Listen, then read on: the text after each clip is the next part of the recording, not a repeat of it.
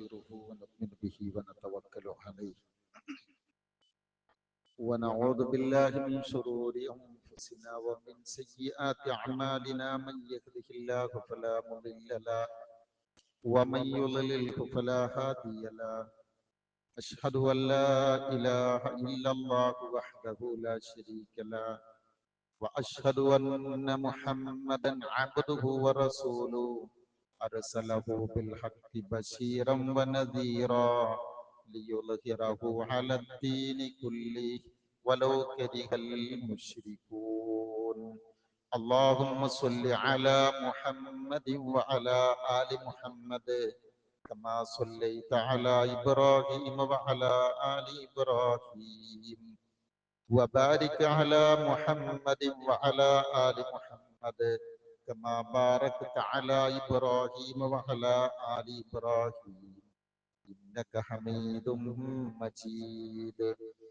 أما بعد فإن خير الكلام كلام الله وخير الحديث كتاب الله وخير الهدي هدي محمد صلى الله عليه وسلم وشر الأمور محدثاتها وكل محدثة بدعة وكل بدعة ضلالة أيها الإخوان والأخوات أوصيكم بنفسي أولا بتقوى الله أعوذ بالله من الشيطان الرجيم يا أيها الذين آمنوا اتقوا الله حق تقاته ولا تموتن إلا وأنتم مسلمون يا أيها الناس اتقوا ربكم الذي خلقكم من نفس واحدة وخلق منها زوجها وبث منهما رجالا كثيرا ونساء واتقوا الله الذي تساءلون به والأرحام إن الله كان عليكم رقيبا يا أيها الذين آمنوا اتقوا الله وقولوا قولا سديدا يصلح لكم أعمالكم ويغفر لكم ذنوبكم ومن يطع الله ورسوله فقد فاز فوزا عظيما بسم الله الرحمن الرحيم يا أيها الذين آمنوا لا تتبعوا خطوات الشيطان ومن يتبع خطوات الشيطان فإنه يأمر بالفحشاء والمنكر ولولا فضل الله عليكم ورحمته ما زكى منكم من أحد أبدا ولكن الله يزكي من يشاء والله سميع عليم സ്നേഹമുള്ള മുഅ്മിനുകളായ സഹോദര സഹോദരിമാരെ, അല്ലാഹു സുബ്ഹാനഹു വ തആല നമ്മെ ഓരോരുത്തരെയും അനുഗ്രഹിക്കുമാറാവട്ടെ. അള്ളാഹുവിന്റെ വിധിവിലക്കുകൾ ഉൾക്കൊണ്ടുകൊണ്ട് ജീവിക്കണമേ എന്ന് ആദ്യമായി ഉണർത്തുകയാണ്. ശക്തമായ ഭാഷയിൽ വസിയ്യത്ത് ചെയ്യുകയാണ്. ഈ വസിയ്യത്ത് യഥാവിധി ജീവിതത്തിൽ പുലർത്തി ജീവിക്കാനുള്ള തൗഫീഖ് തന്ന അള്ളാഹു നമ്മെ ഓരോരുത്തരെയും തുണക്കുമാറാവട്ടെ. സഹോദരങ്ങളെ, സൂറത്തു നൂറിലെ വളരെ പ്രധാനപ്പെട്ട ഒരു വചനമാണ് ഞാൻ ശ്രദ്ധയിൽപ്പെടുത്തിയത്. ഭൂലോകത്ത് അല്ലാഹു സുബ്ഹാനഹു വ തആല അവന്റെ ദാസന്മാർക്ക് വേണ്ടി ഒരുപാട് അനുഗ്രഹങ്ങൾ ഒരുക്കി വെച്ചിട്ടുണ്ട്. അതെല്ലാം നിയമപരമായും വ്യവസ്ഥാപിതമായും ഉപയോഗിക്കാനുള്ള അംഗീകാരവും അല്ലാഹു റബ്ബുൽ ഇസ്സത്ത് നമുക്ക് തന്നിട്ടുണ്ട്. എല്ലാ സുഖ സൗകര്യങ്ങളും അതിന്റെ പരിധിയിൽ നിന്നുകൊണ്ട് ന്യായത്തോടുകൂടി നമുക്ക് ഉപയോഗപ്പെടുത്താം. അത് ഉപയോഗപ്പെടുത്തുമ്പോഴുള്ള ശക്തമായ ഒരു നിർദ്ദേശം അല്ലാഹു തരികയാണ്. യാ അയ്യുഹല്ലദീന ആമനൂ, വിശ്വാസികളെ, ലാ തത്തബിഉ ഖുതുവാത്തി ശൈത്താൻ, പിശാചിന്റെ കാലടികളെ നിങ്ങൾ പിന്തുടരാൻ പാടില്ലട്ടോ. ആരാണോ പിശാചിന്റെ കാലടികൾ പിന്തുടരുന്നത്,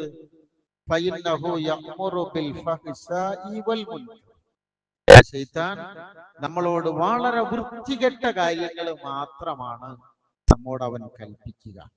എന്ന് വെച്ചാൽ പിശാചിനെ പിന്തുടരുന്ന കാഴ്ചകള് നമ്മുടെ ജീവിതത്തിന്റെ എല്ലാ മേഖലകളിലും നമുക്ക് കാണാം. അവിടെ നമ്മൾ പ്രത്യേകം മനസ്സിലാക്കേണ്ടുന്ന ഒരു മേഖല മാത്രമാണ് റമളാൻ കഴിഞ്ഞ അവസ്ഥയിൽ ഒന്നുകൂടി ഓർമ്മയിലേക്ക് കൊണ്ടുവരുന്നത്. നിങ്ങൾ നോക്കൂ, അല്ലാഹു റബ്ബുൽ ഇസ്സത്താണല്ലോ നമ്മുടെ അന്നദാതാവ്, നമ്മുടെ രക്ഷിതാവ്.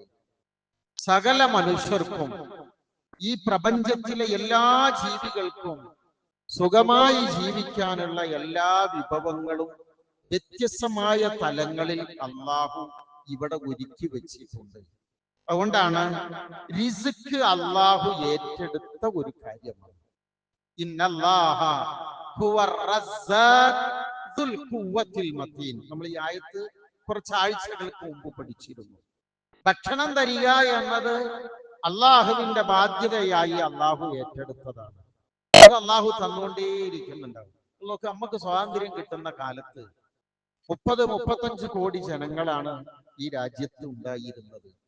ഇന്നിപ്പോ അത് ഒരു 140ഓളം കോടിയിലേക്ക് എത്തിയിട്ടുണ്ടെന്നാണ് പറയപ്പെടുന്നത്. അന്നുള്ളതിനേക്കാളും ഭക്ഷ്യ സുഭിക്ഷത ഇന്ന് വന്നിട്ടില്ല. ഇവിടെ കൃഷി ചെയ്യുന്ന ഭൂമിക്ക് വികാസമൊന്നും വന്നിട്ടില്ലല്ലോ. കൃഷി ചെയ്യുന്ന സ്ഥലങ്ങളിൽ അന്നെങ്ങനെയാണോ ചെയ്യുന്നത്, ഇന്നും അതേ സ്ഥലങ്ങളിൽ കൂടുതൽ അത്യുൽപാദന ശേഷിയോടുകൂടെ വിഭവങ്ങൾ ഉണ്ടാക്കാൻ ശ്രമിച്ചപ്പോ ആ രംഗത്ത് മികവുകൾ ഉണ്ടായി. എന്ന് വെച്ചാൽ മനുഷ്യർ എത്ര വർദ്ധിച്ചാലും ശരി, അതിനനുസരിച്ച് അള്ളാഹു റിസ്ക് ഇവിടെ തന്നുകൊണ്ടേയിരിക്കും. നമുക്ക് ഭൂമി ലോകത്ത് പട്ടിണി കിടക്കുന്ന ജീവികളൊന്നുമില്ല.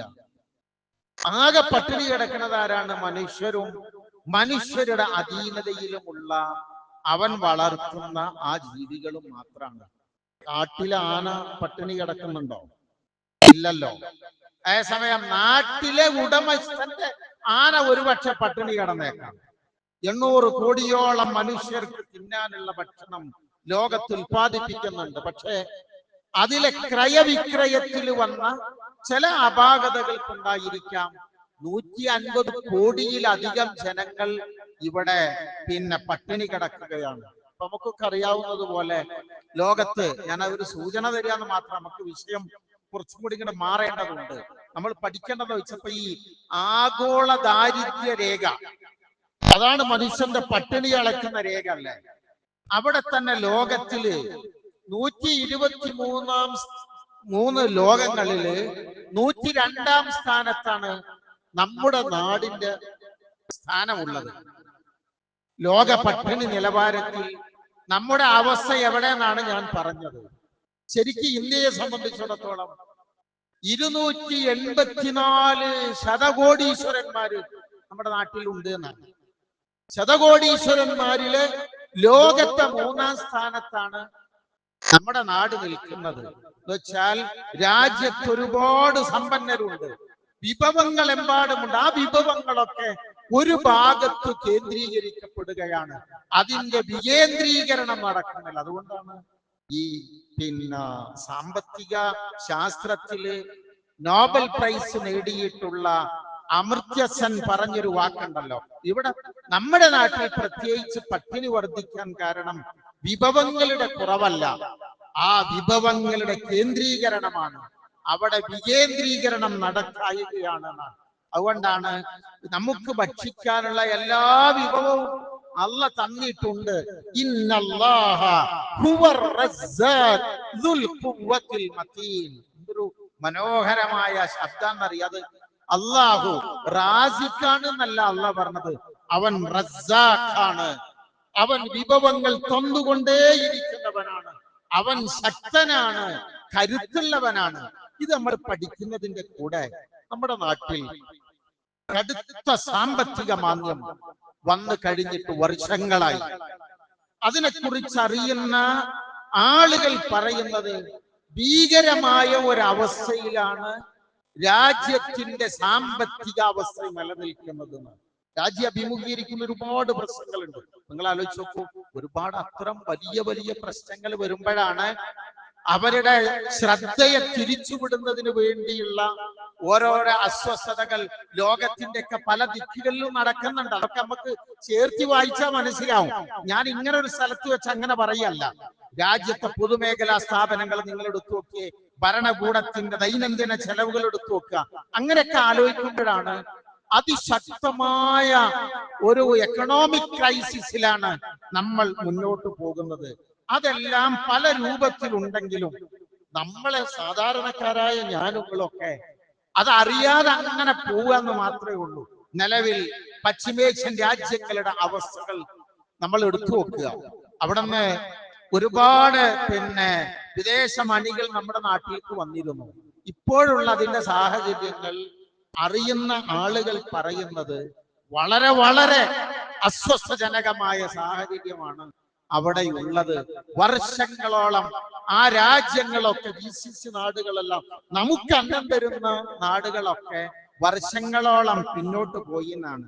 ഈ ഒരു സാഹചര്യത്തിൽ നമ്മൾ ശ്രദ്ധിക്കേണ്ടുന്ന വളരെ പ്രധാനപ്പെട്ട ചില സംഗതികളെ സംബന്ധിച്ച് നമ്മൾ ഒരു നസീഹത്ത് എന്ന നിലയിൽ ശ്രദ്ധിക്കേണ്ടതുണ്ട്.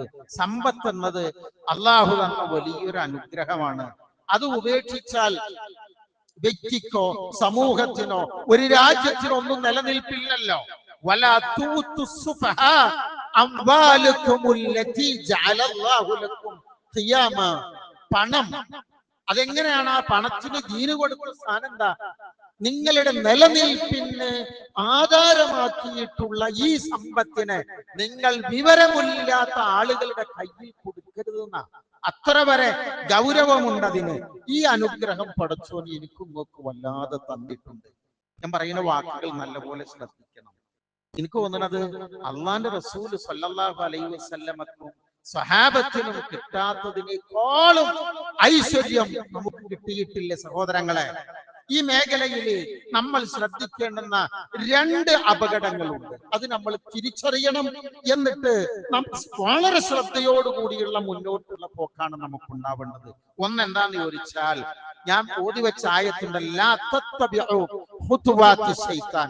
പിശാചിന്റെ കാലടികളെ, വിശ്വാസികളെ നിങ്ങൾ പിന്തുടരരുത്. ശൈത്താൻ ആരെയും പിടികൂടാൻ സാധ്യതയുള്ള വളരെ പ്രധാനപ്പെട്ട രണ്ട് സംഗതികൾ ഏതാണെന്നറിയാമോ? ഒന്ന് ദുർവ്യയം, ധാരാളിത്തം. എന്ന് വെച്ചാൽ അറബിയിൽ അതിന് പറയുക ഒന്ന് ഇസ്രാഫ്, ഒന്ന് തബ്ദീർ. ഇസ്രാഫിന് ഇതിന് രണ്ടിനും നിർവചനം കൊടുത്തിട്ടുണ്ട്. ഈ രണ്ട് കാര്യങ്ങൾ നമ്മളുടെ മനസ്സിലേക്ക് വളരെ വ്യക്തമായിട്ട് വരണം. ഖുർആൻ നമ്മളോട് പറയുന്നുണ്ട്, യാ ബനി ആദം ഖുദൂ സീനതകും ഇൻദ കുല്ലി മസ്ജിദ്. നിങ്ങൾ അലങ്കാരം സ്വീകരിക്കണം ആരാധനാ സ്ഥലങ്ങളിലെല്ലാം. അത് നമ്മൾ വളരെ കൃത്യമായി പഠിക്കേണ്ട ഒരു സംഗതിയാണ്. അത് ഞാൻ ഇൻഷാ അല്ലാഹ് വേറൊരു ഭാഗത്ത് പറഞ്ഞുതരാം. എന്നിട്ട് പറഞ്ഞതറിയോ, കുലു വശറബു വലാ തുസ്രിഫു ഇന്നഹു ലാ യുഹിബ്ബുൽ മുസ്രിഫീൻ. നിങ്ങൾ തിന്നണം, നിങ്ങൾ കുടിക്കണം, പക്ഷെ ഇസ്രാഫ് പാടില്ല. എന്താണ് കാരണം? ഈ അമിതവ്യയം വരുന്നതിന് ഒന്നാമത്തെ നമ്മൾ പേടിക്കേണ്ട സംഗതി എന്തറിയാം? അങ്ങനത്തെ ആളുകളെ അള്ളാഹു ഇഷ്ടപ്പെടൂല. അതാണ് ഒന്നാമത്തെ കാരണം. ബാക്കിയുള്ളതൊക്കെ അതിന്റെ മറ്റുള്ള മേഖലകളാണ്. അള്ളാഹു ഇഷ്ടപ്പെടാത്തൊരു പണിയാണത്. മറ്റൊരു ഭാഗത്ത് അള്ളാഹ് പറഞ്ഞെന്തറിയോ? അതാണ് ഇസ്രാഫ് പറയുന്നത് കേട്ടോ. നിങ്ങൾ നിങ്ങളുടെ ഹക്കുകള് മിസ്കീനിന് കൊടുക്കണം, കുടുംബക്കാർക്ക് കൊടുക്കണം, വഴിയാത്രക്കാർക്ക് കൊടുക്കണം. വലാ തുബദ്ദിർ തബ്ദീറ. അനാവശ്യമായി ചെലവഴിക്കരുത്. ഇന്നൽ മുബദ്ദിരീൻ കാനൂ യഹ്വാന ശയാതീൻ വകാന ശൈത്താൻ ലിറബ്ബിഹി കഫൂറ. അമിതമായി വ്യയം ചെയ്യുന്ന ആളുകളെ അവർ പിശാചിന്റെ സഹോദരങ്ങളാണ്. ശൈത്താൻ തന്റെ റബ്ബിനോട് നന്ദികേട് കാണിക്കുന്നവനുമാണ്. അള്ളാഹുവിന് ഇഷ്ടപ്പെടാത്തവരെ കുറിച്ച് പടച്ചോൻ പറഞ്ഞത് രണ്ട് സംഗതികൾ, ഒന്ന് ഇസ്രാഫ്, ഒന്ന് തബ്ദീർ. പ്രിയപ്പെട്ടവരെ, എന്താണത്? നിർവചനം കൊടുക്കണം. എങ്ങനെ അറിയാം? ഇബ്നു അബ്ബാസ് റളിയല്ലാഹു അൻഹു പറയാണ്, മൻ അൻഫഖ ദിർഹമൻ ഫീ ഗൈരി ഹഖ്ഖിഹി ഫഹുവ സറഫ്. അനുവദനീയമല്ലാത്ത കാര്യങ്ങളിൽ അമിതമായി ചെലവഴിക്കുന്നതിനാണ് അറബിയിൽ ഇസ്രാഫ് എന്ന് പറയാം. നേരെ പഠിക്കണേ. അൽ ഇൻഫാഖു ഫീ മഅസിയത്തില്ലാഹി വഫീ ഗൈരിൽ ഹഖ്ഖി വഫിൽ ഫസാദി. ഫസാദിനോ ഹഖല്ലാത്ത ഒരു വഴികളിലോ അല്ലാഹുവിനോട് ധിക്കാരം പുലർത്തുന്ന മേഖലകളിലോ പണം ചെലവഴിക്കുക എന്ന് വെച്ചാൽ ഒട്ടും ചെലവഴിക്കാൻ പാടില്ലാത്ത കാര്യങ്ങളിൽ പണം ദുർവിനിയോഗം ചെയ്യുന്നതിനാണ് തബ്ദീർ എന്ന് പറയുക. ഇസ്രാഫ് എന്ന് പറഞ്ഞാൽ അനുവദനീയമായ കാര്യങ്ങളിൽ അമിതമായി ചെലവഴിക്കൽ ഇസ്രാഫും, ഒരു കാരണവശാലും ചെലവഴിക്കാൻ പാടില്ലാത്ത മേഖലകളിൽ ചെലവഴിക്കുന്നതിനെ തബ്ദീറു എന്ന് പറയും. ഇവിടെ ഇസ്രാഫ് പറയുന്നിടത്ത് നമുക്ക് കാണാട്ടോ, ലാ ഖൈറ ഫിൽ ഇസ്രാഫ്. ഇസ്രാഫിൽ ഒരു ഖൈറ ഇല്ല. വലാ സറഫ ബിൽ ഖൈർ. നന്മയ്ക്ക് വേണ്ടി ചെലവഴിക്കുന്നിടത്ത് നിങ്ങൾക്ക് ഒരു ഇസ്രാഫ് കരുതേണ്ടതുമില്ല. ഇങ്ങനെ ഒരു ഖൈറിന് വേണ്ടിയാണ് ഒരാൾ ഒരു പൈസ കൊടുക്കുന്നത് വെക്കുക, ചെലവഴിക്കുന്നത് വെക്കുക, അതിൽ ഇസ്രാഫില്ല. ഇസ്രാഫിൽ ഏതുമില്ല, ഖൈറുമില്ല. എന്ന് വെച്ചാൽ വരവിനനുസരിച്ച് ചെലവഴിക്കാൻ ഇപ്പോഴും ഈ ഉമ്മത്തിന് നമ്മൾക്ക് അറിയില്ല എന്നതൊരു ഹക്കല്ലേ? അല്ല സഹോദരങ്ങളെ, നിങ്ങൾ നോക്കി, കേരളത്തില് മറ്റു സമുദായങ്ങൾ എടുത്തു നോക്കിയാല് ഏറ്റവും കൂടുതൽ ധൂർത്തന്മാർ ആരായിരിക്കും? പണം പൊടിക്കുന്ന ആളുകൾ നമ്മളാവൂല. വീടിനും വാഹനത്തിനും കല്യാണത്തിനും സൽക്കാരത്തിനുമൊക്കെ പരിധി വിട്ട് പൊങ്ങച്ചങ്ങൾക്ക് വേണ്ടി ധൂർത്ത് കാണിക്കുന്ന ആളുകളില്ലേ? വല തുബദ്ദിർ തബ്ദീറ ഇന്നൽ മുബദ്ദിരീൻ കാനൂ യഖ്വാന ശയാത്തീൻ.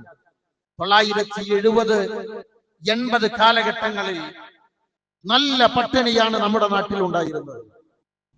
ആ പ്രായത്തിൽ, ആ കാലഘട്ടത്തിൽ ജനിച്ച ആളുകൾ ഒന്ന് ചേർത്ത് ഇങ്ങനെ ആലോചിച്ച് നോക്കാം. നമ്മുടെയൊക്കെ ചെറുപ്പകാലം കനപ്പുള്ള ദാരിദ്ര്യമുണ്ടായിരുന്നു.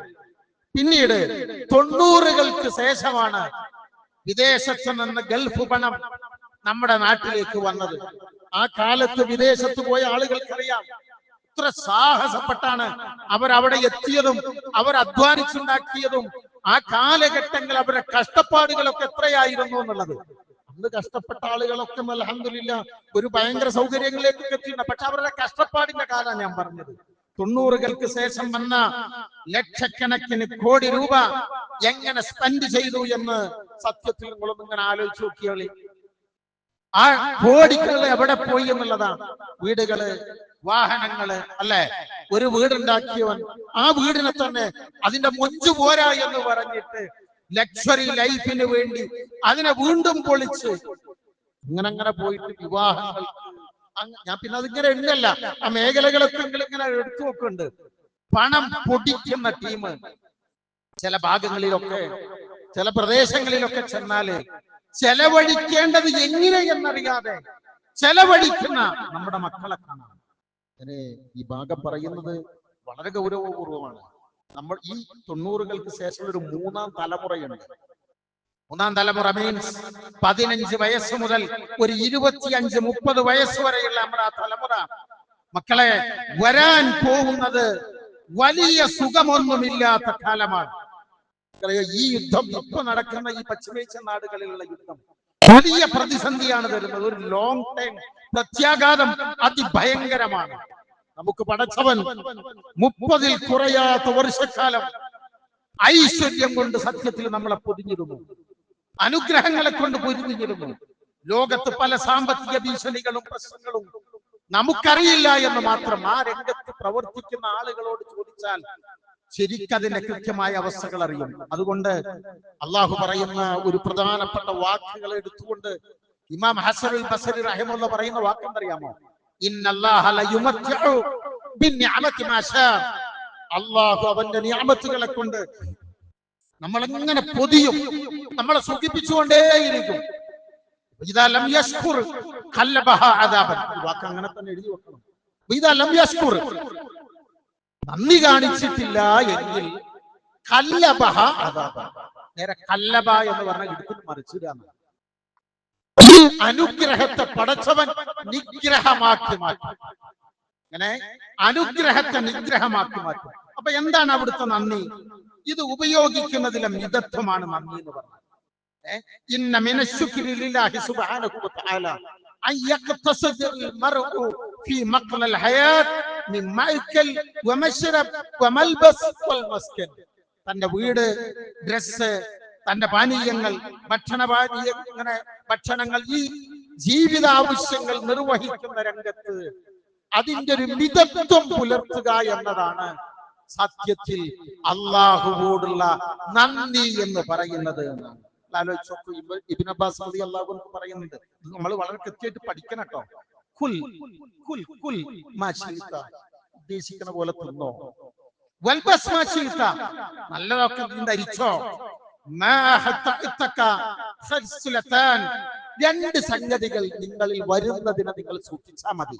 ഒന്ന് സറഫ് വ മഹീല, ഒന്ന് അഹങ്കാരവും ഒന്ന് ധൂർത്തും. ഇതേ ആശയങ്ങളുള്ള ഒരുപാട് വാക്കുകൾ നമുക്ക് കാണാം. ഇത് രണ്ടും ഇല്ലാത്തിടത്തോളം കാലം, അതാണ് കുലു വശ്റബു വതസദ്ദഖു ബിലാ സറഫിൻ വ മഹീല, അഹങ്കാരമില്ലാതെ, പൊങ്ങച്ചങ്ങളില്ലാതെ, നാട്യങ്ങളില്ലാതെ ഒക്കെ തിന്നോ, കുടിച്ചോ, സ്വതക്ക ചെയ്തോ. ധൂർത്തിനെ കുറിച്ച് പറയപ്പെട്ടിടത്ത് ഏറ്റവും നല്ല ഒരു നിർവചനം എന്തറിയാമോ? ധൂർത്ത് ഓരോരുത്തർക്കും വ്യത്യസ്തമാണ്. ഉലമാ അതിനെ പറഞ്ഞത്, നിന്റെ സാമ്പത്തിക നിലവാരത്തിന് മുകളിലുള്ള ഒരു കാര്യം പ്രയാസപ്പെട്ട് ബുദ്ധിമുട്ടി അവ വാങ്ങിക്കാൻ, കരസ്ഥമാക്കാൻ നീ ശ്രമിക്കുന്നെങ്കിൽ അതാണ് ധൂർത്ത് എന്ന് പറഞ്ഞത്. സാധാരണ നമ്മൾ ഈ ധൂർത്ത് എന്നാണ് പറയുന്നത്. ഉലമാ കൊടുത്ത നിർവചനാണത്. എങ്ങനെ? നമ്മുടെ സാമ്പത്തിക നിലവാരത്തിന് മുകളിലുള്ള ഒരു കാര്യം പ്രയാസപ്പെട്ട് ബുദ്ധിമുട്ടി അവ വാങ്ങിക്കാൻ, കരസ്ഥമാക്കാൻ ശ്രമിക്കുന്നെങ്കിൽ അത് ധൂർത്താണ്. അത് നമ്മുടെ വാഹനത്തിന്റെ കാര്യത്തില്, ഡ്രസ്സിന്റെ കാര്യത്തില്, വീടിന്റെ, ഭക്ഷണത്തിന്റെ, വിവാഹത്തിന്റെ എല്ലാം ഞങ്ങൾ എടുത്തു വെക്കാം. നമ്മൾ പണം പൊടിക്കുന്ന ഒരു മേഖലകളുണ്ടല്ലോ. ചില മക്കളെയൊക്കെ കുറിച്ച് പറയാറുണ്ട്, പിന്നെ പുതിയ തലമുറകളൊക്കെ കുറിച്ചിട്ട് ഈ മുടിപ്പിക്കാൻ വേണ്ടിയുള്ള മക്കളാണോ എന്നൊക്കെ തോന്നിപ്പോകുന്നൊക്കെ വരെ ചേർത്തി പറയുന്നത് ഞാൻ കേട്ടിട്ടുണ്ട്. ഇവിടെ എല്ലാ ആളുകൾക്കും ഒരേപോലെയല്ല അവരുടെ വീടുകളിൽ താമസിക്കുന്ന എല്ലാവരും ഒരുപോലുള്ള വീടുകളിൽ താമസിക്കുന്ന നമുക്ക് പറയാൻ പറ്റില്ലല്ലോ. അതിനൊക്കെ അവരുടെ ജീവിത നിലവാരത്തിനനുസരിച്ച് ഞാൻ നേരത്തെ പറഞ്ഞ ആ താരീഫ്, ആ നിർവചനത്തിനനുസരിച്ച് നിങ്ങൾ ആലോചിച്ച് നോക്കണം.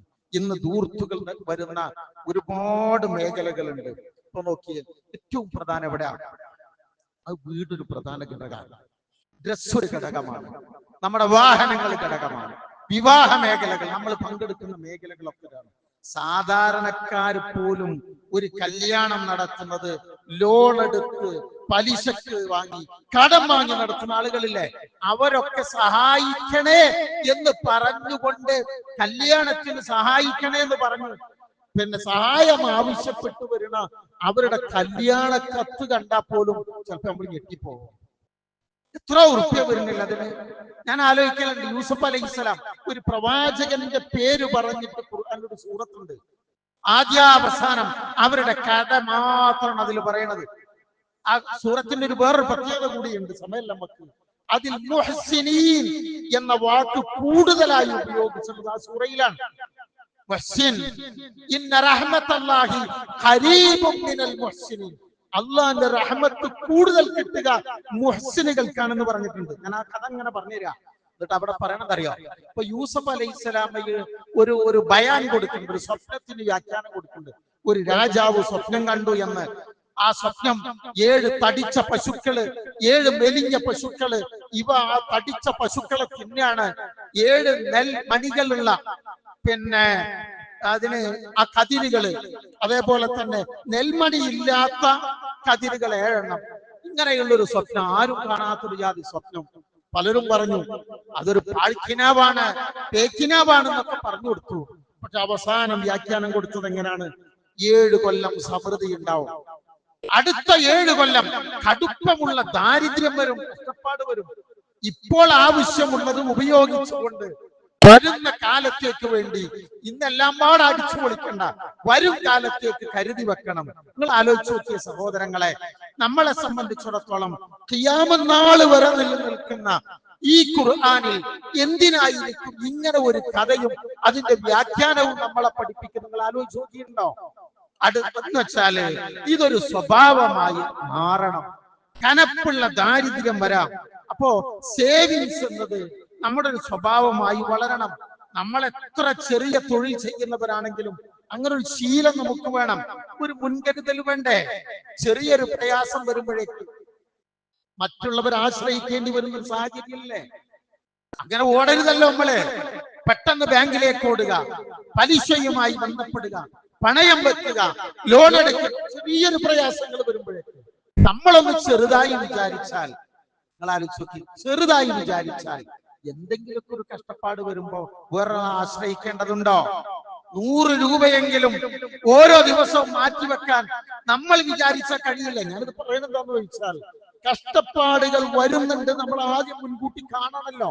നമ്മുടെയൊക്കെ വാപ്പാര് എനിക്കറിയാം, അവർക്കൊരു 100 രൂപ അന്ന് കിട്ടിയത് വലിയൊരു എമൗണ്ട് ആണത്. 75 രൂപ അവർ ചെലവഴിക്കുള്ളൂ, 25 അവർ എഴുതി വെക്കും. എന്ന് നമുക്ക് 10,000 കിട്ടിയാൽ നമ്മൾ 50,000 ബാധ്യത വരുത്തും, അല്ലെ? 40,000 കൂടി കൂടുതൽ ബാധ്യത വരുത്തിയിട്ടുള്ളതാണ് നമ്മൾ സ്വപ്നം കാണുന്നത്. നമുക്ക് അവിടെ സേവിങ്സ് ഇല്ലല്ലോ. നമ്മുടെ വീട്ടമ്മമാര്, നമ്മുടെ ഭാര്യമാര്, ഈ സ്വഭാവം അവർക്ക് വരണം. പല കുടുംബങ്ങളും പരിശോധിച്ചു നോക്കിയാല് ധൂർത്തടിക്കുന്ന കുടുംബിനികളെ നമുക്ക് കാണാം. വട്ടിപ്പലിശക്ക് പണമെടുക്കുന്ന കുടുംബങ്ങൾ നമ്മുടെ നാട്ടിലുണ്ട്. ഭർത്താവിന് പോലും ഇത് അറിയില്ല. പിന്നെ അവസാനം വരുമ്പോഴാണ് ഇങ്ങനെയുള്ള പ്രശ്നങ്ങളിലൊക്കെ ചെന്നുപെട്ടല്ലോ എന്നറിയുക. മറ്റൊരാളെ ആശ്രയിക്കാൻ പോവാതെ കിട്ടുന്ന വിഭവങ്ങൾ കുറച്ചൊക്കെ ഒന്ന് സേവ് ചെയ്തിട്ട് നമുക്ക് നമ്മുടെ കുടുംബങ്ങളെ സംരക്ഷിക്കാൻ കഴിയണ്ടേ? എന്നാ അത് പറയുമ്പോൾ നമ്മൾ വേറൊരു കാര്യം കൂടി മനസ്സിലാക്കണം. അല്പം ശേഷിയുള്ളവര് കുറച്ചുകൂടി ശ്രദ്ധിക്കണ്ടേ? നാട്ടിൽ അവര് നടത്തുന്ന പൊങ്ങച്ചങ്ങൾ കൊണ്ട് മറ്റെത്ര ആളുകൾ ബുദ്ധിമുട്ടുന്നുണ്ട്. പ്രദർശനങ്ങൾ വേണ്ട എന്ന് നമ്മൾ മാത്രം വിചാരിച്ചാൽ ഒരുപാട് മേഖലകൾ നമുക്കിന്ന് രക്ഷപ്പെടാൻ കഴിയും. ഞാൻ പലപ്പോഴും ആലോചിച്ച ഒരു വലിയൊരു കഥ ഉണ്ട്, നിങ്ങൾക്ക് പറഞ്ഞു തന്നിട്ടുണ്ട്. അബ്ദുറഹ്മാൻ ബിൻ ഔഫ് റളിയല്ലാഹു അൻഹു ഭയങ്കര കോടീശ്വരനല്ലേ അയാള്. എന്തെടുത്തിട്ട് വിറ്റ മാറ്റി വെച്ചാലും ലാഭം കിട്ടുന്നതാണ്. അയാൾ ഇഴഞ്ഞാണ് സ്വർഗത്തേക്ക് പോകുക എന്നാണ്, അത്ര സമ്പന്നനാ. ഒരാള് നബിന്റെ അടുക്കൽ വന്നിട്ട് വീട് വെക്കാൻ സഹായം ചോദിച്ചു. അപ്പൊ നബി പറഞ്ഞു സ്വല്ലല്ലാഹു അലൈഹി വസല്ലം, ഇന്ന ആള് നിങ്ങൾ പോയിക്കോളെ, ഞാൻ പറഞ്ഞതാന്ന് പറഞ്ഞോളി. ചെന്ന സമയത്ത് എന്തറിയോ, ഇയാള് ഇങ്ങനെ വരിക, അബ്ദുറഹ്മാൻ ബിൻ ഔഫ് നടന്നു വരുന്ന സമയത്ത് ഈ അടിക്കാട്ട് എന്ന് പറയും, നമ്മൾ ഈ വീട്ടിൽ നിന്നൊക്കെ അടിച്ചു കൂട്ടിയ വേഷമൊക്കെ പാടിട്ടെടുത്തുനിന്ന് ഒരു ചെറിയൊരു കരിന്തിരി ഇങ്ങനെ എടുത്തു വന്നിട്ട് ഭാര്യയോട് ഇങ്ങനെ ചോദിക്കുക, ഇതെങ്ങനെ ഉണ്ടാക്കി നിനക്കറിയോ എന്നൊക്കെ ചോദിച്ചുകൊണ്ടാണ് ഇയാളിങ്ങനെ ദേഷ്യപ്പെടുന്നതാണ് ഈ സഹായം ചോദിക്കാൻ വന്ന ചെങ്ങായി കാണുന്നത്. ഇയാൾ ഒന്നും ചോദിച്ചില്ല. കാരണം ഒരു കരിന്തിരിക്ക് വേണ്ടി തല്ലൂടുന്ന ഒരു ചെങ്ങായിന്റെ അടുത്ത് വന്നിട്ട് ഞാൻ വീട് വെക്കാൻ സഹായം ചോദിച്ചു കിട്ടുമോ? അയാൾ നേരെ പോയി നബിന്റെ അടുക്കലേക്ക് തന്നെ. അവൻ നബി വെച്ചൊന്നും തന്നില്ലേ? എന്താ തരുന്ന നബി? ഞാനൊന്നും പറഞ്ഞില്ല, ഇങ്ങനെയാണ് അവസ്ഥ. നിങ്ങൾ നോക്കണ്ട, ചെന്നോളം പറഞ്ഞു. അയാൾ വീണ്ടും ചെന്നു സലാം പറഞ്ഞപ്പോ പറഞ്ഞു, നിങ്ങൾ നേരത്തെ എന്തേ ഒന്നും മിണ്ടാതെ പോയി? ഇങ്ങനെ ഉണ്ടായി എന്നാണ്. അപ്പൊ അദ്ദേഹം അതിന് മറുപടി കൊടുത്തെന്നറിയോ? അത് നമ്മൾ ശ്രദ്ധിക്കണ്ടല്ലോ. ഇങ്ങനെ ഉണ്ടാക്കിയാലാണ് നിങ്ങൾക്ക് എന്താ വേണ്ടേ, നിങ്ങൾക്ക് ഇന്നതല്ല വേണ്ടത്, അത് അദ്ദേഹം നിവർത്തിച്ചു കൊടുക്കുക. ഇങ്ങനെ ഉണ്ടാക്കിയാൽ ഇങ്ങനെ തരാൻ കഴിയും. പ്രിയപ്പെട്ടവരെ, ഒന്നിങ്ങനെ ആലോചിച്ച് നോക്കൂ. ഞാൻ നീട്ടി പറയല്ല, എത്ര ഭക്ഷണങ്ങളാ വേസ്റ്റ് ആക്കി കളയുന്നത്. ഓരോ കല്യാണത്തിനൊക്കെ പോയാൽ തരണവൻ കഷ്ടപ്പെട്ടിട്ടുണ്ടായിരിക്കും നമുക്ക് തരിക, നമുക്ക് തിന്നാനാ ഉണ്ടാക്കി തന്നത്.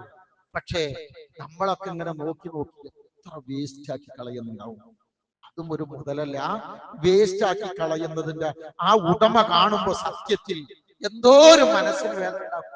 നമ്മൾ നമ്മുടെ മക്കളൊക്കെ പാടെ ഒന്നിച്ചിരുന്ന് നമ്മൾ ഭക്ഷണം കഴിച്ചോട്ടെന്ന്, ആ കഴിക്കുന്നത് ഒരു മിതത്വത്തോടുകൂടെ വേസ്റ്റ് ആക്കാതെ തിന്നാൻ നമുക്ക് പഠിച്ചൂടെ? ഇതിനേക്കാളേറെ ധൂർത്തും ധാരാളിത്വവും വെള്ളത്തിന്റെ കാര്യം, ഇലക്ട്രിസിറ്റിയുടെ കാര്യം, കറണ്ട് ഉപയോഗിക്കുന്ന കാര്യം. നമ്മുടെയൊക്കെ വീടുകളിൽ നമ്മുടെ മക്കളാണ് കയറിയാൽ ലൈറ്റും ഫാനും ഇട്ട് പിന്നെ വാപ്പയോ ഉമ്മയോ ചെന്നിട്ട് വേണം ഓഫ് ചെയ്യാൻ. മക്കൾക്ക് ഇടാൻ മാത്രമാണ് അറിയുന്നത്, ഓഫാക്കാൻ അറിയുന്നില്ലല്ലോ. അങ്ങനെ വരാൻ പാടില്ലല്ലോ.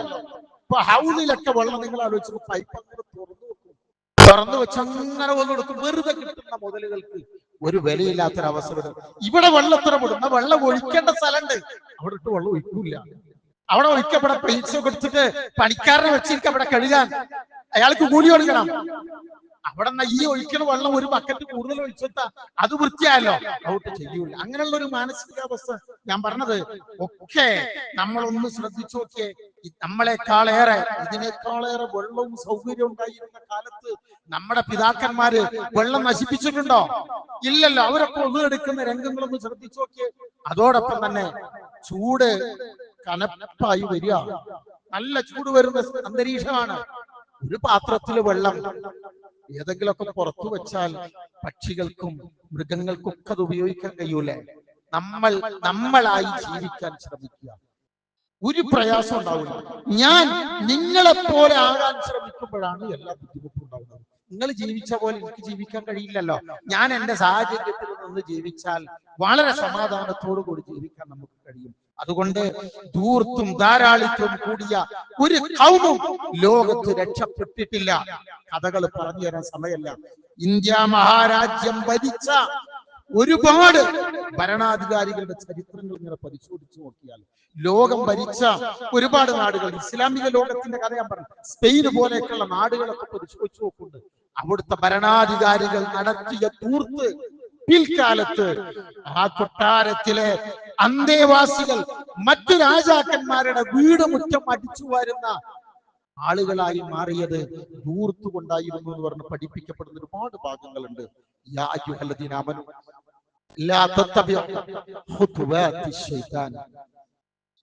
മുഅ്മിനീങ്ങളെ, പിശാചിന്റെ കാലടികളെ പിന്തുടരാൻ പാടില്ല കേട്ടോ. ആരെങ്കിലും പിശാചിന്റെ കാലടികളെ പിന്തുടർന്ന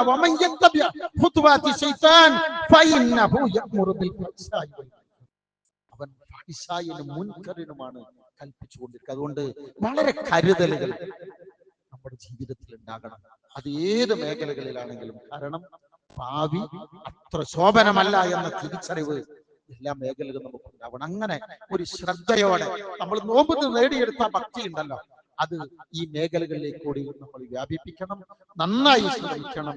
അനാവശ്യമായ ഏത് ചെലവുകളുണ്ടോ നിയന്ത്രിക്കാനുള്ള ഒരു കരുത്തും ബോധ്യവും നമുക്കുണ്ടാവണം. ശ്രമിക്കണം. റബ്ബുൽ ഇസ്സത്തിനോട് എപ്പോഴും പ്രാർത്ഥിക്കണം. അള്ളാഹു നമ്മെ ഓരോരുത്തരെയും തുണക്കുമാറാവട്ടെ.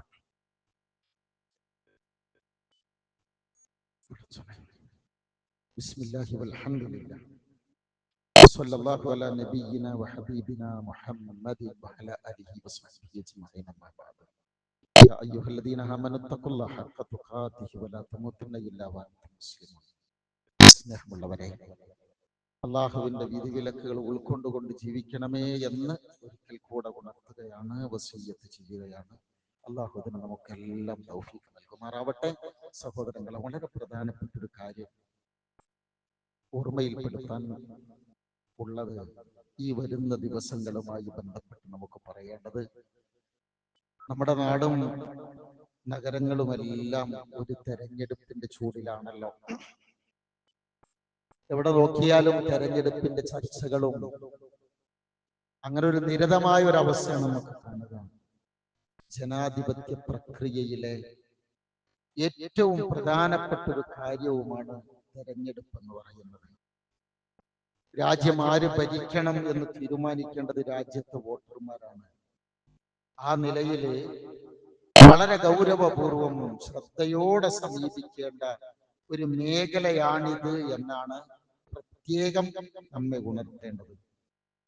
ആര് ഭരിച്ചാലും കണക്കല്ലേ എന്ന ഒരു ചോദ്യം, ഒരു വർത്തമാനം ഒരുപക്ഷെ നമ്മളൊക്കെ പറയുകയും ഈ പ്രക്രിയയിൽ നിന്ന് മാറി നിൽക്കുകയും ചെയ്യുന്ന ആളുകളെയൊക്കെ നമുക്ക് കാണാം. ജനാധിപത്യത്തിന് ഞാൻ നേരത്തെ പറഞ്ഞതുപോലെ ആരാണെങ്കിലും കണക്കാണ്, അങ്ങനെ പറഞ്ഞിട്ട് നമുക്ക് മാറിക്കാൻ പറ്റില്ല കേട്ടോ. ജനാധിപത്യത്തിന് വില കൽപ്പിക്കുന്ന, മതേതരത്വ മൂല്യങ്ങൾ കാത്തു സൂക്ഷിക്കുന്ന, പിന്നോക്ക വിഭാഗങ്ങൾക്കും ന്യൂനപക്ഷങ്ങൾക്കും ഭരണഘടനാപരമായ അവകാശങ്ങൾ നൽകുന്ന വിഭാഗങ്ങൾ ജയിച്ചു വരണം. അത് ഓരോരുത്തർക്കും അന്വേഷിച്ചു മനസ്സിലാക്കാവുന്നതുമാണ്. അത്രയാണ് ആ വിഷയത്തെ കുറിച്ച് പറയാനുള്ളത്. ആരും മാറി നിൽക്കുന്ന ഒരവസ്ഥയുണ്ടാകരുത്. അരാഷ്ട്രീയ ഒരവസ്ഥ ആർക്കും ഉണ്ടാകാനും പാടില്ല.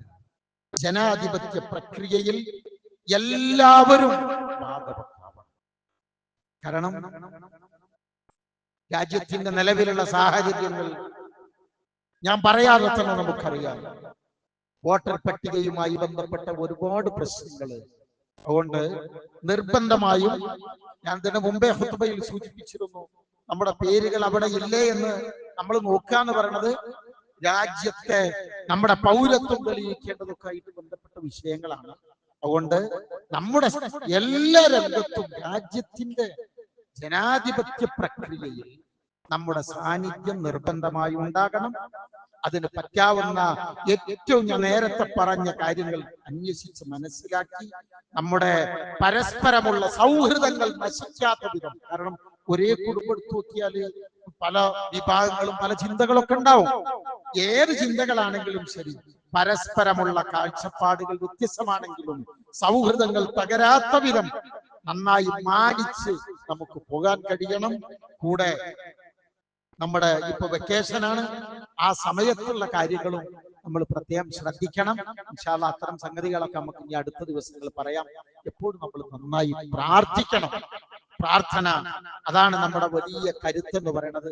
ഞാൻ നേരത്തെ പറഞ്ഞതുപോലെ നമ്മളുടെ ആ മിതവ്യയം കാത്തു സൂക്ഷിച്ചുകൊണ്ട്, കുടുംബ ബന്ധങ്ങളെ പാലിച്ചുകൊണ്ട്, രാജ്യത്തെ പൗരന്മാരുടെ ഉത്തരവാദിത്വങ്ങൾ അത് സത്യസന്ധമായ നിലയിൽ തന്നെ പുലർത്തിക്കൊണ്ട് നമുക്ക് മുന്നോട്ട് പോകാൻ കഴിയണം.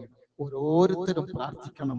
റബ്ബുൽ ഇസ്സത്ത് അവന്റെ ഇഷ്ടദാസന്മാരുടെ കൂട്ടത്തിൽ ഉൾപ്പെടുത്തി നമ്മെ ഓരോരുത്തരെയും അവൻ അനുഗ്രഹിക്കുകയും തൃപ്തിപ്പെടുകയും ചെയ്യുമാറാവട്ടെ.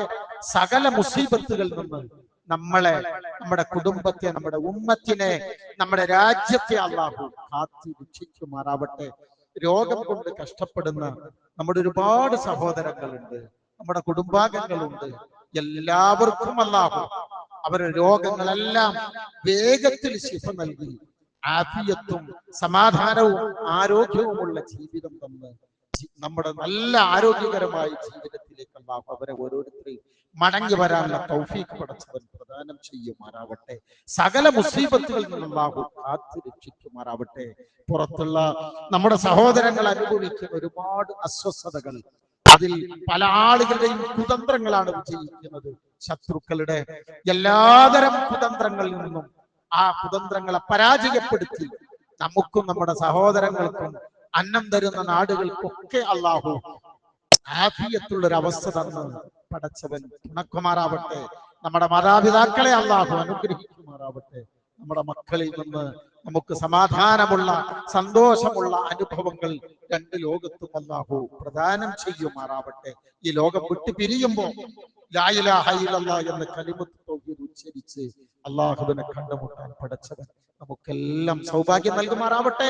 അല്ലാഹുമ്മ ഗഫിർ ലിൽ മുഅ്മിനീന വൽ മുഅ്മിനാത്ത് വൽ മുസ്ലിമീന വൽ മുസ്ലിമാത്ത് അൽ അഹ്യാഇ മിൻഹും വൽ അംവാത് ഇന്നക മുജീബു ദഅവാതി യാ ഖാളിയൽ ഹജാത്ത് റബ്ബന ഗഫിർ ലനാ വ ലിഇഖ്വാനിന അല്ലദീന സബഖൂന ബിൽ ഈമാൻ വലാ തജ്അൽ ഫീ ഖുലൂബിനാ ഗില്ലൽ ലില്ലദീന ആമനൂ റബ്ബനാ ഇന്നക റഊഫുർ റഹീം. അല്ലാഹുമ്മ അജ്ർനാ മിനൻ നാർ.